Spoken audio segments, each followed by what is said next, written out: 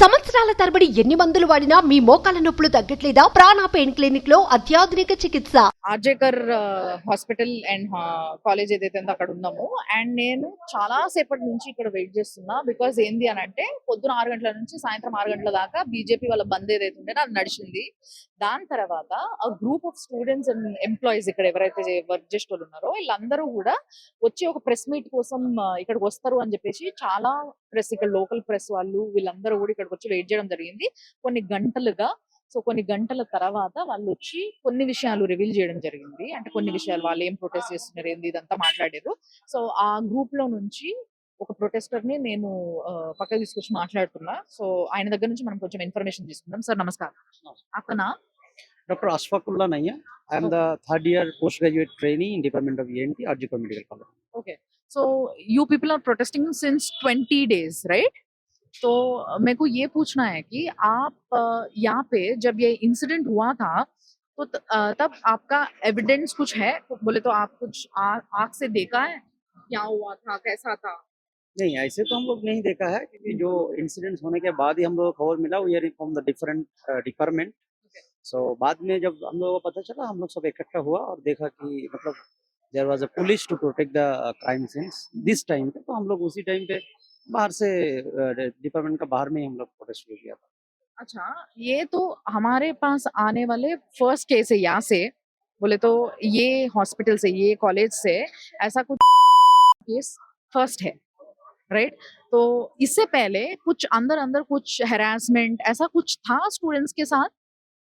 देखो, मेरे हिसाब से तो ये पहला केस सिर्फ आरजीकर का नहीं है, पूरा इंडिया का ये पहला केस होगा जिसमें एक ऑन ड्यूटी डॉक्टर जो है. ये तो not for the case of RG Kar, it is for the whole India. मेरे को नहीं लगता है ऐसे केस कहीं पे हुआ. तो अंदर का जो हैरेसमेंट का बात कर रहे हैं तो कुछ तो सिस्टम का फेलियर है. जो सिस्टम में डायरेक्टली हैरेसमेंट है कि नहीं है वो तो सीबीआई अभी ऑन द मैटर सब जुडिस है, वो बता सकते हैं क्या हैरेसमेंट था या नहीं था. बट एक लाइफ चला गया जिसपे हम लोग बहुत दुखी है अभी. that's the सर मेरे को एक प्रश्न है, पहले से मेरे को ये डाउट है कि आप लोग 20 दिन से प्रोटेस्ट कर रहे हैं. तो हमने मीडिया में एक दिन ममता बनर्जी सीएम का भी प्रोटेस्ट आपके साथ हो रहा था, उन्हें भी आपके साथ पैदल चला था ये रास्ते पे, राइट? तो तब मेरा ये डाउट था, उसके हाथ में पावर था. She is a lady who has a power as a CM and health minister and also a home minister, and she started protesting against the government, right? So आपने ये पूछा था मैडम से?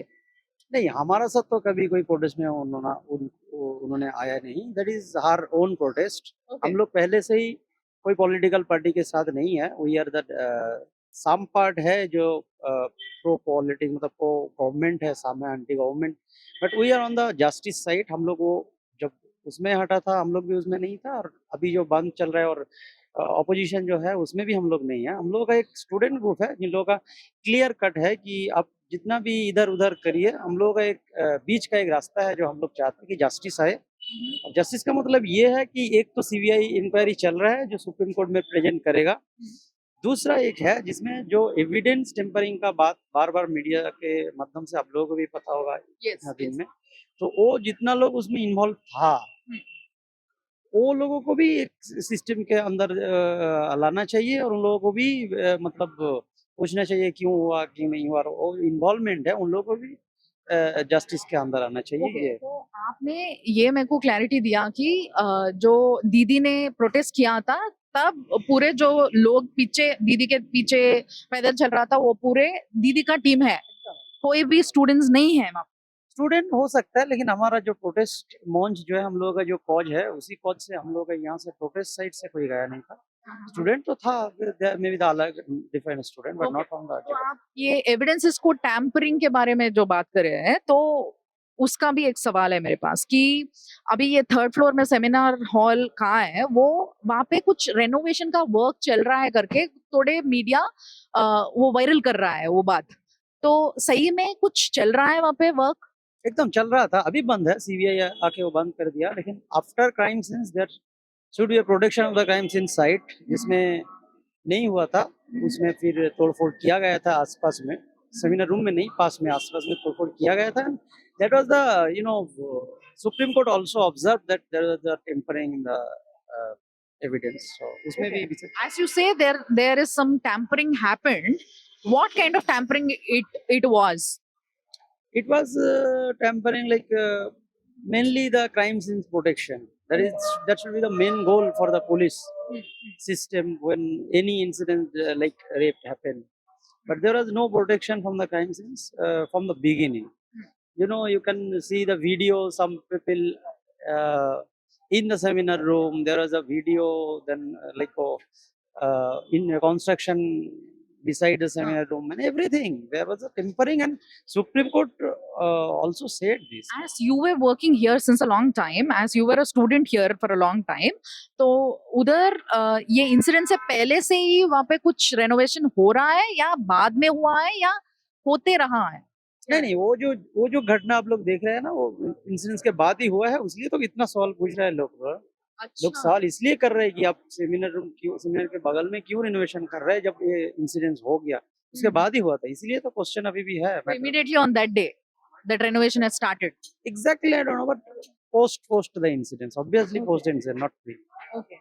And और एक question है, जब वो लड़की का, वो विक्टिम का पेरेंट्स आए थे यहाँ पे, तो आप लोग पेरेंट्स को हेल्प करने के लिए आप लोग ये बोले कि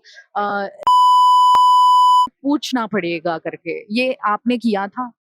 नहीं, ऐसा कुछ नहीं था, लेकिन ये नॉट क्लियर विद द क्योंकि इतना भीड़ था, हम लोग स्टूडेंट पूरा भरा हुआ था.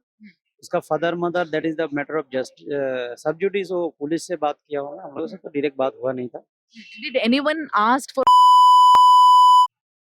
ऐसे तो हम लोग के बीच में उस टाइम पे हुआ नहीं था. बाद में हो सकता है कोई पूछा होगा, नॉट फ्रॉम आवर साइड. तो 3 घंटे के बाद डेड बॉडी को दिखाई दिया था, राइट, पेरेंट्स को. ये 3 घंटे में क्या हुआ होगा शायद? नहीं, एग्जैक्टली तो बता नहीं सकते हैं, क्योंकि हम लोग को प्रोटेस्ट कर रहे थे या बाकी वो जो काम चल रहा था with supervision of the police department. So उसमें भी वो कोर्ट का ही ऑब्जर्वेशन है. बोला कि उसमें भी अब डिले किया, वो एफआईआर करने डिले किया वो तो सब पूरा मीडिया में है. And case had shifted to CBI now, so since a long time. So do you have any communication from them? No, CBI is not. We have tried to communicate with them, but they are answering that they are not answering to anyone except the Supreme Court. Okay, so till when this protest is going to happen, and कब तक, कहाँ तक, और justice का मतलब आपके उद्देश्य में क्या है? देखिए, there is the meaning justice का. हमारा जो मीनिंग है दो तरह से आप सोच सकते हैं. एक तो है, मैं पहले ही बता दिया, एक तो सुप्रीम कोर्ट के ऑब्जर्वेशन में आपका सीबीआई का हैंड ओवर जितने इन्वेस्टिगेशन करेगा उसका विचार होगा. दूसरा जो है हमारा पॉइंट ऑफ व्यू से जस्टिस, वो भी एक साइड है जिसमें आप जितना लोग टेम्परिंग किया, जितना लोग ये चीज को दबाने का कोशिश किया, उन लोगों को भी सामने लाया जाए. That can be done by state government. Supreme court तो अपना काम कर ही रहा है, उसमें हम लोग कोई अलग से कोई बात नहीं है. सुप्रीम कोर्ट जो कर रहा है करना. तो बाकी जो वो एविडेंस टेम्परिंग वाला जो चीज़ है, और आपको पता होगा कि 14 अगस्त यहाँ पे भी हमला भी हुआ था उसके 2-3-4 दिन बाद.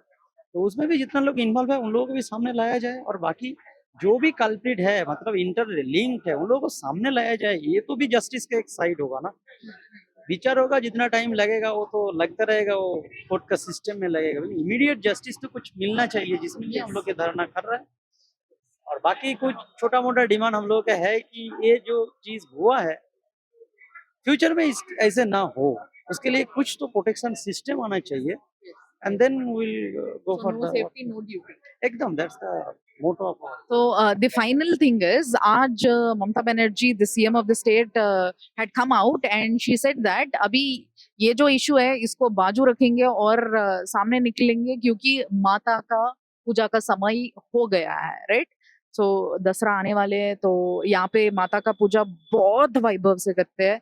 तो ये सेंटेंस मैडम ने किया था, तो इसके ऊपर आपका रिएक्शन क्या? नहीं, एनवायरमेंट तो माता का यहाँ पे पूजा होता है, सब लोग करते हैं, हम लोग भी उसमें बहुत एंजॉय करते हैं. लेकिन इस साल तो मेरे को नहीं लग रहा है मूड अलग है, क्योंकि माता ये भी हमारा बहन जो थी, ये भी एक माता की तरह ही थी तिलोत्तमा. तो बहुत सारा जगह पे अभी भी मूड ऐसे ही है कि पहले आप जस्टिस दीजिए, फिर तो पूजा तो हम करते ही रहेंगे, वो तो होते रहेगा, उससे कोई जस्टिस तो so what you say to CM as a protester, as a student? No, I want to say our CM madam that she should look into the matter with full of kinds. क्यों ये हो रहा है, क्यों इतना treatment का जो बोल रहे हैं कि दिक्कत हो रहा है, ये हो रहा है, they should come out and say like what is the main problem, कौन सा प्रॉब्लम है जिसके रिजल्ट में ये हुआ है। तो पूरा सिस्टम को अलग से देखे as a health minister also, as a home minister, health minister, chief minister. So she should look into the matter और काइंडली देखना चाहिए। ऐसे पॉलिटिक्स तो होते रहेगा, this is should not be the boundary with the politics, should be on the politics. इसमें थोड़ा तो देखना चाहिए। Thank you sir, thank you so much for the information. Thank you.